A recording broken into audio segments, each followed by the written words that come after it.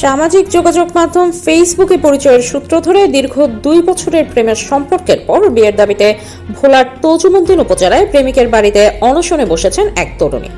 তামিমের সাথে কিভাবে সম্পর্ক, আপনি ওরে কিভাবে চিনেন? ফেসবুক থেকে। ফেসবুক থেকে পরিচয়। 2 বছর যাবত ওর সাথে আপনার এই ভালোবাসার সম্পর্ক নাকি কিছুদিন আগে ভালোবাসা হয়েছে? 2 বছর আগে ভালোবাসা। এই ভালোবাসার সম্পর্কের ভিতরে আপনাদের শারীরিক কোনো হয়েছে কিনা? হ্যাঁ। আপনাদের সাথে শারীরিক সম্পর্ক হয়েছে?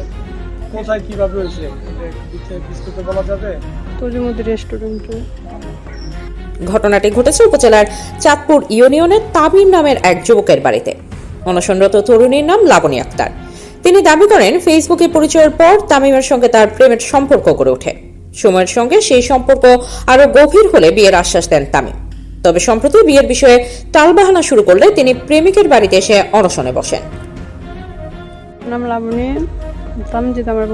তামিম আমার বলছে আসছিল, আমি আসছি, মানে আমার ফোন দেওয়া বলছে আসতো, দরজায় থাকবো আর আমার এদিকে থেকে ঘরে উঠবো। পরে আমি আসা দেখো নাই, পরে আমি ওদের ঘরে আসা উঠছি, উঠা পরে ওর মারে জিজ্ঞেস করছি তামিমে কই। পরে ওর মা বলতেছে তামিমে তো বাসায় নাই। ও আপনার ছেলে না? হ্যাঁ। পরে এটা কয় আমার কয় তুমি কোন উদ্দেশ্য হয়েছো? পরে আপনার ছেলে বলছে আসতে।